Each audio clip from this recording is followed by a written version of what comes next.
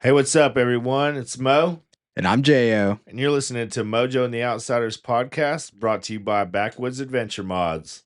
Hey guys, in this episode, basically Mo and I are just kind of going into our story of kind of how we got into overlanding, kind of what overlanding means to us, and honestly, just all the really fun, and funny memories that we've had in the past. Definitely, listen in and also make sure you listen for that discount code to get 15% off at backwoodsadventuremods.com. To the episode. Boom. Cue it up.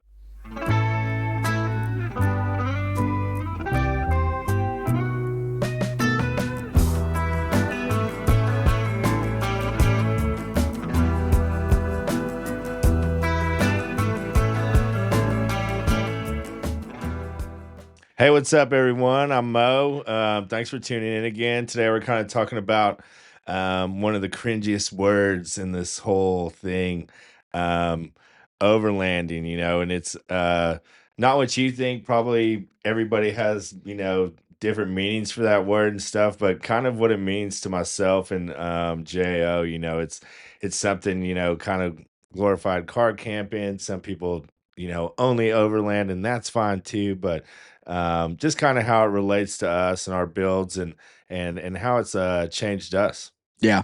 Well, and for me, it's like I know a lot of people get really hung up on it. I don't even necessarily care what the word means, to tell you the truth. It's the same. That's how I feel. Same. It's like, man, I don't care what you want to call it, man. You want to call it standing on your head? I'll see you at the campsite. Yeah, yeah. And that's honestly how I feel about it too. It's just like the only reason I ever say overlanding is just so I can tell people basically what I do and they can say, okay, now I know what that is, Well, yeah, and it's gotten so popular in the past few years, with the 2020 the Coco thing and everything, people started looking for ways to get out, and so it seemed like that word really caught fire, and people just loved to say they were doing that or building their rigs out or saying they had an overland rig and stuff like that. Yeah. Well, and it's like it's funny because we were kind of talking about it earlier, and like I remember kind of getting into overlanding, and I can't even really quite remember exactly, I guess, what got me into it or, the first videos I watched or anything like that.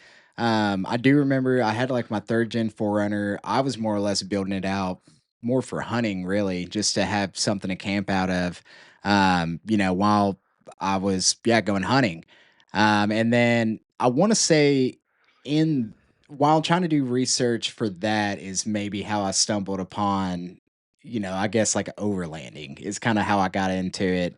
And then I never really built out that third gen the way I wanted to. And then I ended up buying an FJ and of course put all the dumb crap on it that, everyone always does right off the bat. I've And seen some ones that have more stuff on them than yours, whether they yeah. need it or not. Well, fortunately, I stopped going down that rabbit hole early. It was funny. It's like I was telling Mo, I remember when I bought my FJ, like right off the bat, I was like, okay, I have to figure out how I'm gonna mount some traction boards Right. to this Let thing. let the people know, man. Like, dude, you see the traction boards? You know I'm into it. Yeah, You know, easy spot, right? Like, that's my people. You know how I yeah, knew? He had traction boards. yeah, yeah. But I guess I don't know. Pretty quickly, I realized that hey, I have all this stuff on my vehicle and I've never touched it once. So let me start taking this stuff off and making room for things that I do actually use. So Yeah. yeah. And I mean, it's the same, it's like I can remember same first getting into this. We went on one of the express rally trips and so much fun. I mean, we had so much fun. The wife and I have always loved being outside. And this was just another way to do that, but we could bring more things to be comfortable. It's like I'm not loading up a backpack, I'm loading up the back of a Forerunner. So it's like, man, if you think you want it, throw it in there and stuff like that. And it's funny now, I still have some of these old things laying around and we bought this camp table and I mean, shit, it's massive, man. I mean, it is a massive trifold thing, has a kitchen sink on it, spot to hang your lamp Oh and I yeah. mean, seriously, when we first got into it, I didn't care about size, anything. If it was checking boxes, add to cart, let's get it coming. and go down that route. And like I said, still got some of these things hanging around in the garage, and it's funny to see this table because now it's like we've got just a little drawer that we use as a table. It's kind of same thing, whenever you get into it, you're just like, I know I need a table. You see the biggest table and the way it trifolds and folds semi-flat, but takes up, 4 foot long Yeah. by 6 inches wide. And um that was like one of our favorite things. And then totes, man, like living out of totes, like it was nobody's business, man. I Yeah. mean, that was just what we did, all our bedding went into a tote. Everything just went into totes. And we just fold the seats back down in the runner, throw the dogs in, throw some totes in, weather dependent, kind of dictated how many totes you had to throw in. Long before I knew about diesel heaters or anything. And it's funny because it's like that growth, man, of getting into it and riding that high of this new thing and trying to figure out and doing the research and that kind of stuff was so much fun. And I often joke about it, it's like sometimes I wish I could get back to like the basics, of just wanting to be out, just to be out, and stuff like that. And it's funny, I've done so many things with the Land Cruiser and the Forerunner that it's like now neither one of them have a tent, and it's like just kind of more back to the basics, just more minimalist type. I say that, but hard to be a minimalist when you got a refrigerator and a cooktop in the back, I guess. Yeah. Well, and it's like, you know, for instance, like I was telling you about that truck, that my son and I are gonna start, kind of restoring for Hmm. his first vehicle. And don't get me wrong, this is not Well, a don't just tell me, vehicle. tell the folks, man. The folks are gonna want to know about this gem. Well, this is not a vehicle that like you would go wheeling in. It's a 94 F-150 long bed with the dual tanks. I mean, it is like full on grandpa truck. Oh yeah, But it's sweet. It's got an awesome history with his family. It's gonna be the perfect first truck for him. We got 4 years to work on it. But the thing I'm most excited about is just building it out as simple as possible for him. Now, don't get me wrong, if he wants to not put a tent or anything like that on it, like, hey, that's cool. yeah. But I would love to just throw a camper shell on it, build him like a little platform in the back to sleep in if he wants. And yeah, just keep it basic for him. And I'm extremely excited about doing that with Well, him. and the thing, like, that, whenever you were telling me about this truck for him, I was like, dude, a truck equals freedom. And Yes. and it's the same with us in our builds, it's like, man, building these rigs out to get out, equals that freedom to like I can get out, I can stay out longer and stuff. So it's like that stuff always comes with rigs. I'm excited for Oliver, he Yeah. may hate this thing, but I think it's just gonna be amazing. I mean, it's Yeah. a two-tone 90s model Ford. I mean, it'll spin the rear tires, Yeah. just getting it. Well, it's like, we were saying yesterday, man. Like, literally, my favorite memories when I was in high school were in the worst trucks possible. So, Yeah. Well, I mean, that twin tank, hopefully gas prices give him a break. yeah, It's like, yeah, dude, he may not be able to keep both tanks full, keep two halves going and keep it right like that. But I mean, it's funny to see where all that has taken us, all this um camping, overlanding, like I said, whatever you want to call it, to where we've landed now, it's like now here we are, we both work here, man, get to pitch in, help design, and give ideas on products we think we should make. So it's funny to sit here now and think about it wasn't that long ago when I was just getting into this, this side of things where you're building out a more purpose built rig, yeah, but I mean, some of the first things I can just remember seeing, or I mean, I can remember watching Grant's channel when he was in a Jeep, just thinking, man, this guy gets it, dude. Like he is yeah, my type of people. And this long before I met him, and so it's funny to see how all that kind of panned out and where life takes you. But yeah, so getting into this hobby, I mean, it did a lot for me, introduced me to new people. Went to I wouldn't say like new places, but going to Colorado to just camp instead of used to go there just to ski and stuff like that. So kayak. So it's like just bringing me back to the same places. Just another way to get out and enjoy some of the beautiful areas we have around the country. yeah. I mean, dude, it's definitely taken me to. I don't even wanna say different. I mean, it's definitely taken me to different places, don't get me wrong, but Mhm. just full on different experiences, kinda like you touched on.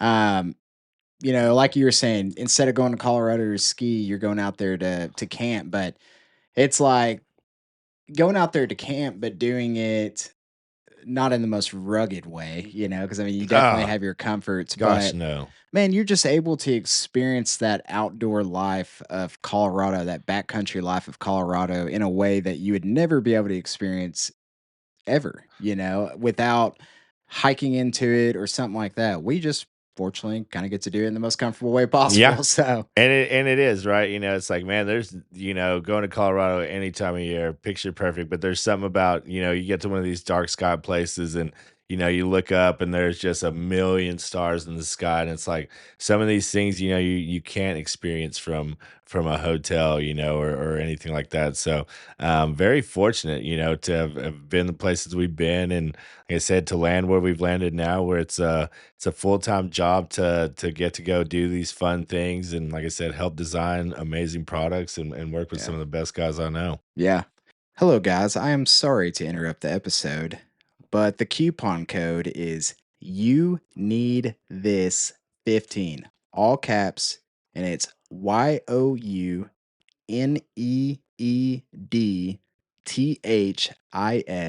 15, all caps. You need this 15. Back to the episode. I mean, what would you say was like kind of the first point where you kinda saw overlanding, you saw the hobby, and you're like, "Hey, I think that's something I'm interested in." Do you remember kinda what got you into it, would you say? Oh man, I mean, like I said, man, that first trip that we went on with the Express Rally, that was I was pretty much like all in after that. We had run so many forest roads, with just some of the other hobbies I have, just getting out and more hiking type stuff. And then once I figured out you could add this like off-roading for low factor and getting out of your comfort zone and stuff like that and overcoming obstacles with people, there's nothing like the stoke of that. Like I knew that I wanted to be part of that and enjoy more trips like that. So really got into it then, and like I said, that wasn't that long ago. But I mean, I came from had a Jeep, had a Scout, some other vehicles. So it's like but my Jeep, like that was like a thing I'd take over to Disney, Oklahoma, and we'd mess around for the day, and it was um, more, like nothing against Jeeps or Jeep people, but it was more like Jeepy things, like we're really just like Mudding yeah, and yeah. mudding hard on the rigs, and everybody is, there's rock bouncers out there, and then everybody's sipping a little liquid courage, so you got shit breaking all the time, um, and then but after this trip where I realized that you could still get some of that off roading aspect, still eat, amazing food, and then have a rooftop tent to call home. It was like, okay, this is checking my boxes. I want to spend more time doing that. So was that express rally trip, that was your first experience with it? I mean, like first experience with like as a whole, Oh, like I I said, didn't I know knew that. I knew a lot of, I guess, places, Dixon Ford and stuff was places that we had gone on our own. Down towards Richland Creek were places we had gone on our own. And these are kind of like longer trips, but nothing like 3 days, 4 days of just like we're gonna be out in the woods and we're just gonna traverse all this land and um cover a couple hundred miles, without really going back to town. That was definitely like my first go at that. And it's funny now, because it's like, man, I've done a bunch of amazing camp trips and stuff, and some of like the longest trips I've ever done are now, out of the Forerunner and Yeah. stuff like that. Dude, I didn't realize that was, like, your first experience. What a perfect way to kinda, like, get yourself into it. In case, Well, anyone listening doesn't know what Express Rally is, so, essentially what it is it's almost like a guided trip, hmm they guide you through the forest, they hook yeah. you up with some incredible food, they really take care of you, so it's one of those deals, like, if someone especially doesn't know fully about it, it's definitely like the perfect way to get What into it. and it checked so many boxes for us. I mean, we were new, you know, like we had gone out and done some solo-ish things. But you know, when you're by yourself, you know, it's like you only push so hard because you know you don't have backup, you don't have somebody there to help if things go wrong. Um, and it's like everything, man. Like every hobby, every sport I've ever been into, is you're trying to find your people, man. You're trying to find the Yeah. folks that like jive with your energy and you want to be around them and they're good folks. So like we saw that and we were like, okay, there's whatever 15 people signing up. Surely we'll click with some of them. We'll sign up for one of those and hopefully we can find some, you know, like-minded folks there that are gonna, you know, be our people, something we can do and not have to, you know, pay for, you know, or stuff like that. And it worked amazingly, you know. It's like there's still folks I talked to from that first trip. Met a lot of great folks, you know, on that trip, and some people, you know, I still do trips with. So it's like that was like I said, it worked. I tell everybody who's new, like new, getting into it, man, find something like that group ride of any kind, man, paid for, free, don't care. Go meet people if you're new because um, chances are, you know, there's gonna be people that are gonna fit your bill and the people you want to be around. And like I said, it's always worked, you know. And like I said, it was the same for kayaking, same for biking. You know, you're like you're finding your people and that get in where you fit in really, really stands out. Yeah. For me, man, like some of the closest people, like some of my best friends in the entire world, were met in this community. Like you, for instance, Mo, like Oh you're yeah. definitely one of my best friends. And, Well, like for instance, there was this group that I used to go out and wheel with kind of at the beginning a ton. And it was like my buddy Cliff, my buddy Drew, and then my buddy Lance, who still goes out quite a bit. Lance oh Johnston. yeah. But man, like we were all figuring it out together. And it was the most hilarious thing looking back on it now because like dude, we seriously like would just bash the absolute heck out of our vehicles, like not Hmm. knowing what we're doing, every one of us loaded our vehicles down as much as we possibly could, except Lance. He was pretty dialed from the beginning. But man, it was just so funny to look back on. And yeah, it's just like sometimes, like you were saying earlier, like I kind of feel like I could just like erase my memory and go back to those times and relive it because it was Yeah. just so much fun getting It into it. was, right? Like I said, man, everybody's learning. Everybody's trying to figure stuff out, you know, not everything worked as like it does now, you know. It's like we're, you know, not near I don't even want to ever say like I'm dialed, you know, cuz I'm just not. But, you know, a lot of stuff at camp works like it's supposed to, makes life easier. Whereas like yeah, those first trips, man, they're fun to look back on. Like I said, man, I just think of this Swiss Army table, man, and it folds out 10 ways, and you got like a Yeah. massive, massive thing. Did you have anything done to your Forerunner on that first trip? Yeah, man, we had dude 2-to-1 collar lift, 33 proper. You know, don't Yeah. need anything else, right? Center cut winch bumper, um, and a roof rack. I don't know what roof rack we were on at that point, but we had a roof rack, and then man, we had a Yakima tent, man, 3 season condensate like nobody's business in the Yep. winter type tent. So I mean, just so different, you know. And like I said, man, we just knew that we wanted to be out. Um and we had enough. Like I said, we had enough to kind of get back. No swing out bumper, no full size bumper, had rock sliders, had I've always tried to like protect the bottom of the rig because it's like, dude, like err on my part, man. I want to give this thing, you know, the best chance, man. So it's like if I take a bad line, I want to have skids. So skids were something we purchased fairly early with the center cut bumper. It was like try and protect everything underneath the best we can. Yeah.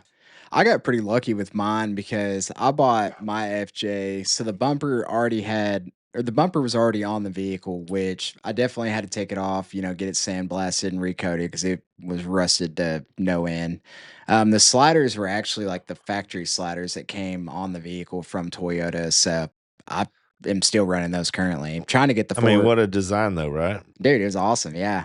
And then the roof rack I was running, so it was the factory roof rack, but it had this, like, insert that the original owner told me it was made by Gobi, but it just dropped right in the middle of the factory rack and essentially turned it from a half rack to a full rack, which was awesome. Like, you could stand it and everything else. I ended up taking it off eventually, because I ended up putting a rooftop tent on, but it was sweet. And then the vehicle already had a ladder on it, so definitely kept that for quite some time. Took it off, I guess about a year ago, but honestly, if I wouldn't have had all that stuff already on there, like I probably would have just had 33s and that'd have been it, you know? Yeah, I mean that's the thing, it's like 33s, they were fine, and it's same, right? This is part of like the how's it changed, over time, and I haven't been doing it forever, just a short time, but it's like I can remember, like the right, I hate to say that, right? It sounds terrible, but it's like Yeah. when 33s were like the thing, and then if you're running 35s on a forerunner, man, you're running meats, and now you look at it now and people are putting, it's like we've got two ambassadors that are running, 37 plus tall tires and stuff like that. So it's like it's really progressed. It's really cool to see what people are doing with these machines, how they're building them out now, and who knows, man? I mean, they're still going nuts on them. Yeah. Actually, Mo and I came across a YouTube channel earlier. Oh yeah. Dude, this is a classic. Y'all got to go check this out. So, it's a channel called History. Hmm. The guy hasn't posted a video in 5 years, but he was going over his XJ build, which honestly was sweet. Had the freaking coolest outdoor shower system I've ever seen on He a knew what he XJ. was doing. He knew what he was doing. Craftsman, Yeah, but it if was you funny, will. like, yeah, he was going over his tire setup and he goes, "Yeah, I got these 31s," you Yeah, know? 31 mud terrains. Yeah, really getting it, you know? He And was, like, bragging about how his bumper hit his winch, which is, like, pretty normal now, yeah, just but different, yeah, right? It's like, man, you look at some of these rigs and how it's changed, 31s on this XJ, and I mean, he was semi-dialed, but you yeah, can tell, like I said, all the products are so much better now. Everything seems more intentionally built. yep, Tents are better. Everybody's kind of on the same page with yeah, those thicker fabric and stuff like that. Bumpers, the same thing. He's talking like the hidden winch bumper was best thing since pocket on a t-shirt, yeah, and and now all these things are like fairly standard, right? It's like something we do on all our products and everything, and so it's just funny to see the progression. And in this guy's video, the guy, J.O. is referring to, this video is from 2018, so it's not yeah, like forever ago, but like you said, the way it gained popularity, and stuff like that, it's just kind of caught fire, and still seems like it's grown. yeah. The thing that I love the most about the progression, especially after seeing that video, is roof racks don't have to stick a foot above the Yeah. vehicle any longer. So, No, no, right? It's the same, right? So you had Yakima. Yakima making yep, two crossbars, man. getting it. Yeah, whatever, 58 and 72 inches, pick your size.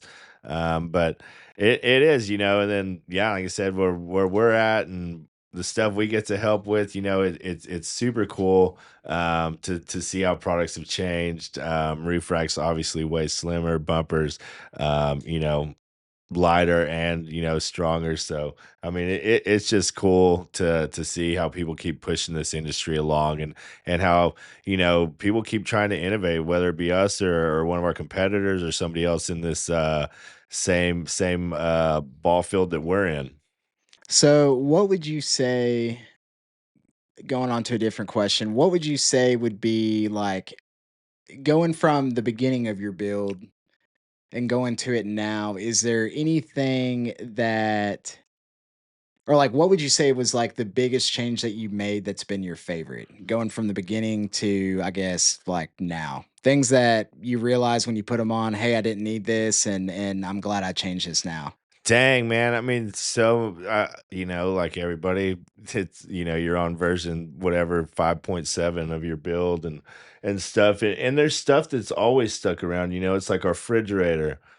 Amazing. Still like I always voted like I always tell people one of the things that change your world the quickest is to add a refrigerator.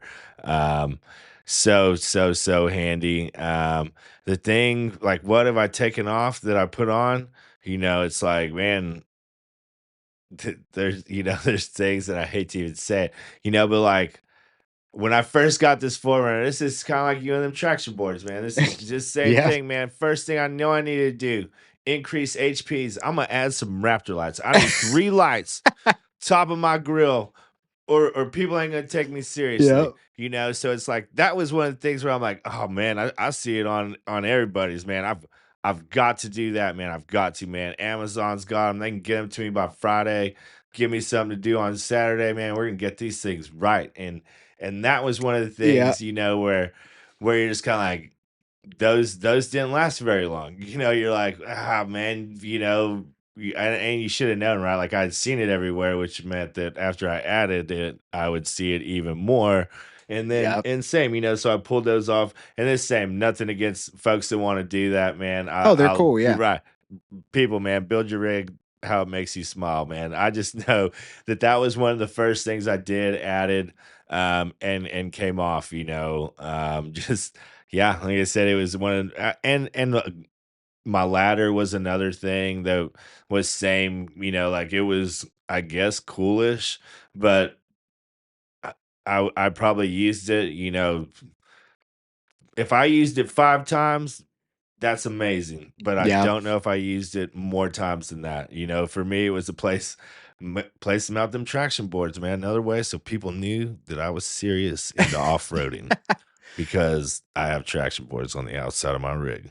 Well, dude, like the ladder is so true, man. Like I got where honestly the only reason I used my ladder for a while was because I couldn't find the ladder to my rooftop tent. So I was just like, well, I guess I'll use this thing so I can get into my tent. Other than that, never used it. So when I finally found my ladder, dude, I took that ladder right off. I mean, I never used it. I mean, I know this is super dumb for me to say this, but after the whittle ladder joke started coming out, I was like, yeah, they're right. Like I gotta take this off. So ditch that.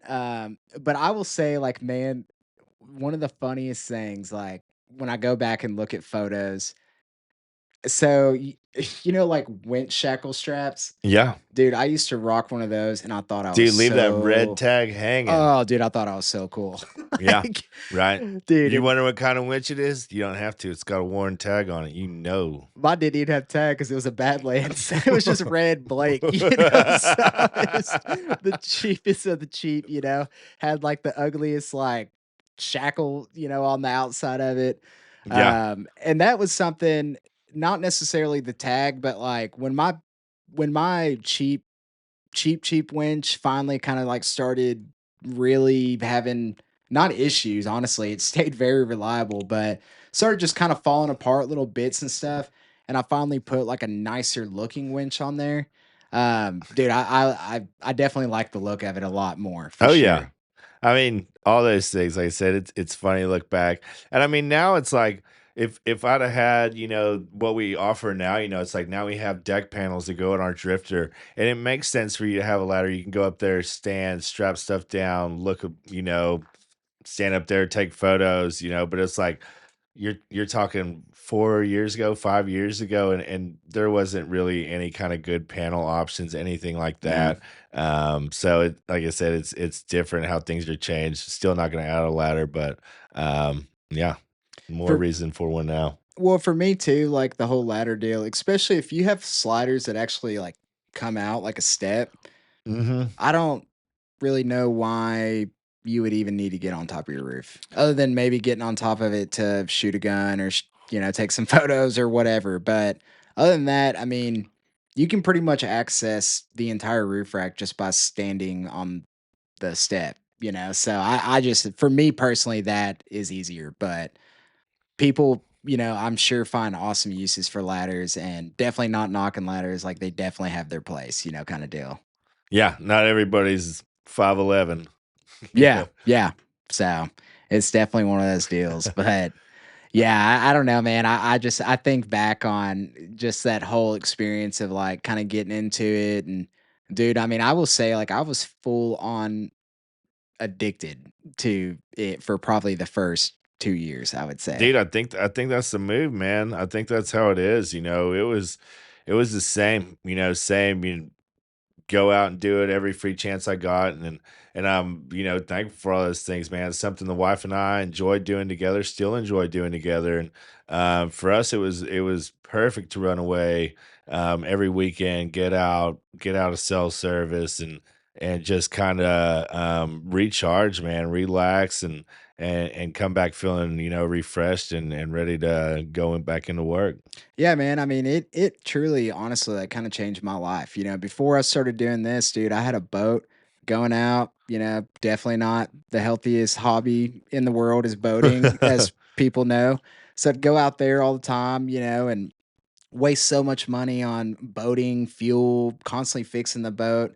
And then we got into overlanding, sold our boat, and dude, it was just like everything was way better. I mean, I was healthier, I had more Yeah. fun with my friends, I got to get out and like fully decompress from the world, especially during a time when, nowadays where people can just blow up your phone whenever they want, it's just life changing, really, in my opinion. Oh, well, same, same, same. Met great people. A lot of my friends and stuff like that, I've met through this hobby and stuff like that. And then same man landed me a job here. It's Yeah, like I didn't show up here, just out of the yeah, blue. It's like, man, they found us and brought us in, and I'm grateful for that, thankful yeah, to be here. absolutely. But that's all, like I said, that's all part of it. That's all part of the getting into it. And you look back and, had you not gotten into it, and it's funny to think, right? Getting into this one hobby 5 years down the road, man, change your world and look around. You've got great friends, surrounded by great folks, work for a great company. Yeah, It's like, dude, it's funny to look back and reminisce, as we're sitting here talk about it. It's like, dang, man, all these memories and the places I've been and the people I've met, and you know, yeah, not every story is a good story. It's like, man, we've had bad stories. You've had to winch me backwards. I've had, mishaps in the forest, and all those are great memories, for better or worse. You can look back and, everybody survived. Was it hectic at the time? Absolutely, man. But um, like I said, it's all about getting out, having fun with your people, man. And this has led me to some of the best people I know. yeah, yeah. I mean, there's no better way to bond with someone than struggle with them. So it's Ain't that the facts, man? That is yeah, the truth. yeah, But it's good. Like I said, call it what you want, overlanding, car camping, putting stuff in your rig and driving to a remote location and then setting up a homestead. Call it whatever, but I love where this is going, and how people continue to innovate, us included. And I think it's just, still a great time to be involved in this hobby, to get outside. It's public lands are a great asset, and people should use them, man. It's like huge public landowner. yeah, dude, absolutely. Use it or lose it kind of deal. So Yeah. better get out there and use it, but take Mhm. care of it. Yeah, of course, right? That's the thing, man. Sad part, right? We go to campsites. Some people don't give a hoot about leaving their trash. I'll never understand that. Like, I don't understand, like why you would want to throw trash at a place that you recreate. Um, who knows, man? If y'all know anything about that, drop a comment. Yeah, no doubt. you know. Well, for sure. Was there anything else that you want to say No, about? man, this was fun. This was Dude, this fun. Like was. going back down memory lane, like I said, looking back, sitting here, thinking about how everything's changed. Not, not just the runner, us, people, where we're at now. Life, it's a weird thing, and you just kind of hold on for the ride, and shoot, man, she's going good right now. Absolutely. Well, guys, definitely appreciate you listening in this week. Yeah, check us out on backwoodsadventuremods.com. Instagram is Backwoods Adventure Mods. YouTube is, of course, also Backwoods Adventure Mods. So, guys, we, yeah, definitely appreciate it. And if y'all need anything, give us a shout. We appreciate y'all. Seriously, man. Hope to run into y'all on the road. We've got a bunch of shows that we're going to. If you haven't seen it on our Instagram, give it a look. But we love meeting people. So yeah, come by, shake our hand. We're gonna have some swag to give out, and then some of our new products will be on display, whether it's on the Tundra or whether we have a display sitting up. So Sav Expo, you're first on the list. So if anybody near Stark, Florida, come by, say hi, man, shake my hand. Yeah, this episode should be out actually. About time we hit the road. Yeah, so yeah, seriously, if y'all listen to this, definitely go say hey to Mo. Tell him you listen in. I guarantee you, he'll be the coolest.